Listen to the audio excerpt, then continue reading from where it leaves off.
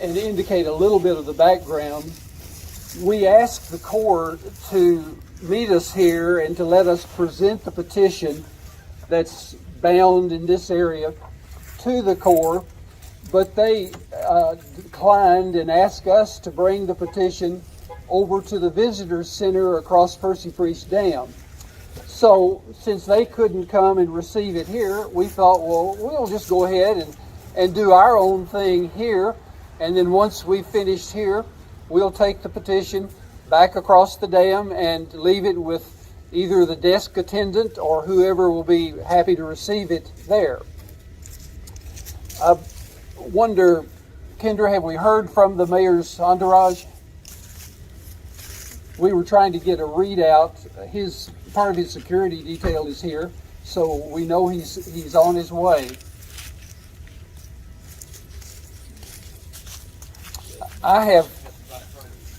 He has to find Hermitage, and then once he finds Hermitage, he'll come. I've got prepared remarks that I'd like to extend, particularly once the mayor is here, but let me give you some sort of off-the-cuff things that didn't make the cut. As you came down the road on Old Hickory Boulevard here, you may have noticed that you went over a vehicle counter. This vehicle counter records vehicles in one way. You don't get credit if you go back over it going out, but coming down it picks you up. And we asked the Corps for the information about how many people use the Cook area. And we were amazed that in 2021, from the months March to September, there were 68,000 vehicles that came into the Cook area. And in several of the months, there were more than 10,000 vehicles per month. So when we talk about a data-driven rationale for what to do with these 280 acres, and we talk about usage, and we compare it to the proposed RV park that the Corps would like to have come in and take over the area, it seems really clear that the data supports the number of people who are coming into the Cook area, and that doesn't say how many people were in a vehicle, what their socioeconomic, ethnic areas were, what their purpose for coming was. It just recorded that many vehicles. So we feel like the data supports what our friends of Cook Recreation Area have been saying to the Corps for more than a year now, that we love the area, we want to keep it as much of a natural preserve as possible, and we want to keep it available to all people. So good, where is he? Is he coming? Okay. Okay, thank you. We're glad to have Mayor Cooper and his entourage come in to us.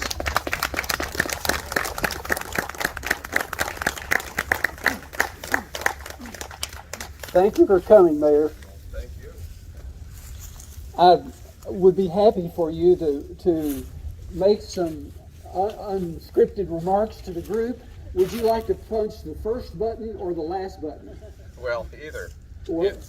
Either. Look, I just want to come and thank all of you all for being here, because it's your kind of civic spirit in this. I'm sorry that we need to be here, and I see our council lady right here, who I am grateful for her service, and everybody for being here. It's pretty easy to see the right thing to do, right, which is to keep it public, to make it a community asset. We're a growing city. We need more green space. We need more access to parks, not less. And so let's talk the federal government into honoring the community's needs here. If you don't mind, I'm going to take one of these signs from my office and keep it up and look at it every day, because that's clearly what needs to be done. And again, I just want to be here to thank you for your hard work. I'm sorry it's necessary, and I'm grateful for our council ladies' leadership in saving this recreational area for the public. This is why the lake was built here in the first place, was for the public to have a better lifestyle, and the public needs to be honored, and it needs a place to come. And this is such a beautiful part of Nashville. I'm grateful for the media to be here to show how beautiful it is. You know, it's just outstanding. We're blessed to have it. Let's keep it. Okay, thank you. Thank you very much. Well, on behalf of the Friends of Cook Recreation Area and our steering committee, I would like to echo the mayor's appreciation for your coming out and allowing you to be a part of our public presentation.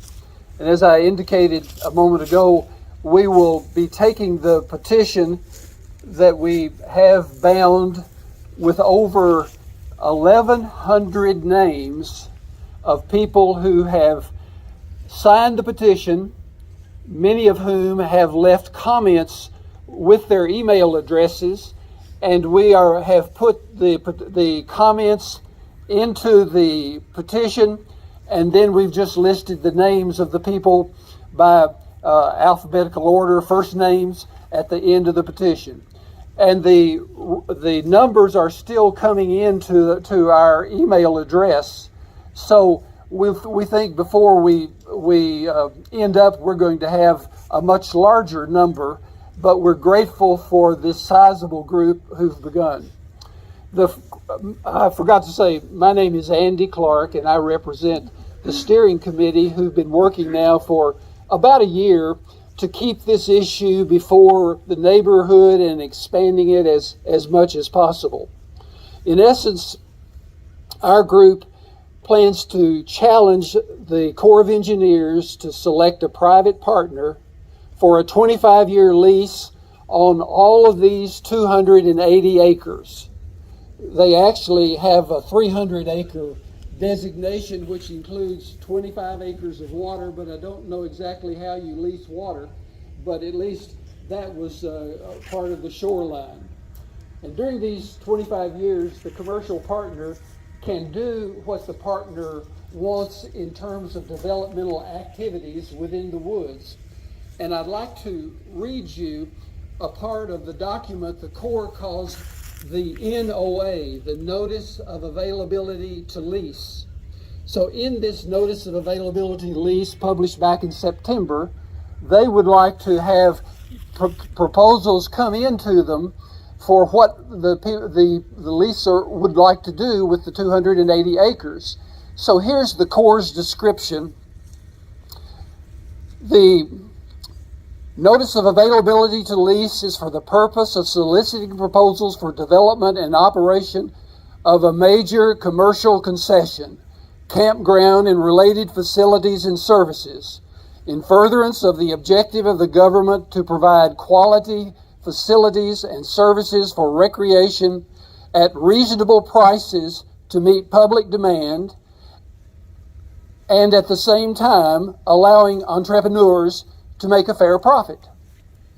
Proposals for development of the area may include camping, RV, cabins, primitive camping, camp store, pool area, restroom and shower facilities, playgrounds, dog parks, trails, including dog-friendly trails, cafe, eatery, snack bar facilities, day use area, picnic areas, picnic shelters, swimming area, multi-lane boat ramps, courtesy docks, kayak, canoe rentals, outdoor classroom facilities, learning activities, and other related activities.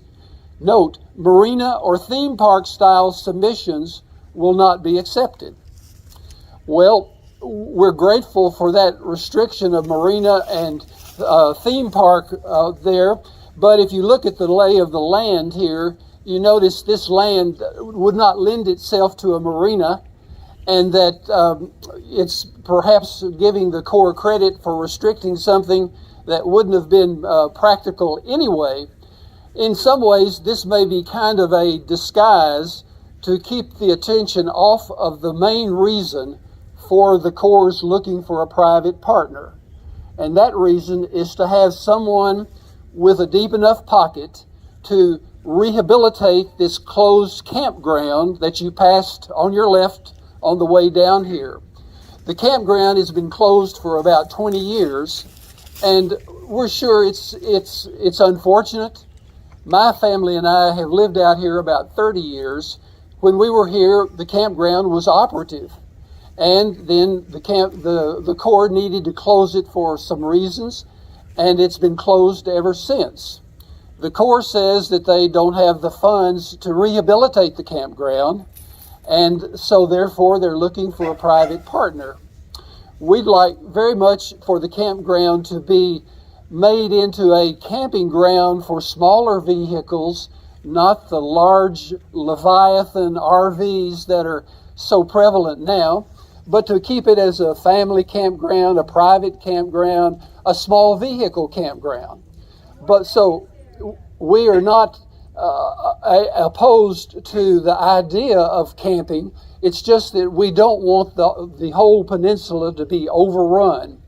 So that is the threat that we're facing now, and we'd like to think about it in terms of what the Corps has done before. When my family and I moved out here, we had Hermitage Landing down by the dam. Hermitage Landing was a marina with free boat launch, a small snack bar, but then Hermitage Landing was taken over.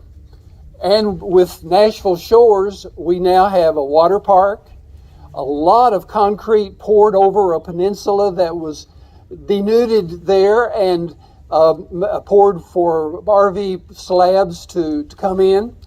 So that's one example. And then across the lake, you have Elm Hill Marina. We've put in our boat many times in a free boat launch, tipping a volunteer fellow who stood there and wanted to help us unload the boat. Now, this is not the same. The Elm Hill Marina has been taken over by a development called Sun Life Marina, and they've made a full RV park and have plans to really develop that whole area there. So when we think about what the Corps is proposing for Cook, we hate to launch is free and not lose them like Elm Hill and Four Corners and O'Hare Boulevard. Yeah. What is your name? Lawrence Watson. Nice to meet you. Sir? My name's Mel Smith, and I agree with what he said. The history shows what will happen if a private developer gets it, and we don't need more of that. This is so nice the way it is. Yeah, I totally agree with you. Sir, you have something? I'm Fred Hicks. Hi, Fred. The Corps is actually breaking its promise whenever it procured or purchased the land to impound this lake. There was a lot of public complaining about your overbuying property. They said back to us, it is to preserve nature going forward. Now what are we doing? We're commercializing. That's not preserving nature, that's destroying it. Yep. Thank you. You know, I come out here every afternoon and I walk these trails back in here, and it's my relaxation and my time to get in touch with God. Right. And it just hurts me to think that we are going to lose this. We are both retired. We come in the summertime. We come to the beach. You know, I wish the gentleman was here. There's one gentleman who comes down here almost every day, and I don't know if he's in a nursing home or what, but they bring him down here. He sits up his tent. He stays there the entire day, every single day. Over by the beach. Over by the beach. And the beach is beautiful. The water is so beautiful here and clear. It's just gorgeous. Yeah. And what are your names? I'm Gary, and this is Sandra Gann. Thank you. My name is Karen Wickert, and I'm interested in general in the sustainability in Tennessee and in locally. And I'm also part of the League of Women Voters in Davidson County. and we supported Aaron. We backed Aaron Evans' petition or whatever it was. Resolution, yes. And the Environment Committee of our local is also very interested in sustainability. What is your name, Pam? My name is Pam Swanner, and I've lived here my whole life. This land has been a lot of people sacrificed. It was taken eminent domain back in the 50s and 60s, and I would like to see it preserved for the public. The Corps of Engineers, I understand that they are having funding issues from the federal government, but we can fight for that too. But once it is leased, once that protection is given to other people that might not respect it the same way the native people, the local people want it to be respected, it is gone. So we need to hold on to it and protect it.